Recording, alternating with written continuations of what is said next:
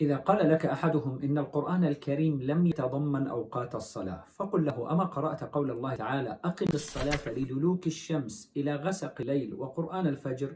فدلوك الشمس وقت زوالها وهو وقت الظهر، وغسق الليل بداية الليل وهو وقت المغرب، وقرآن الفجر وقت الفجر. فإن قال لك: لم تذكر صلاة العصر والعشاء، فقل له: قال تعالى: أقم الصلاة طرفي النهار وزلفا من الليل، وطرفا النهار أوله وهو وقت الفجر، وآخره وهو وقت العصر، وزلفا من الليل هو وقت صلاة العشاء. فإن قال لك: لماذا لم تأتي الأوقات في آية واحدة؟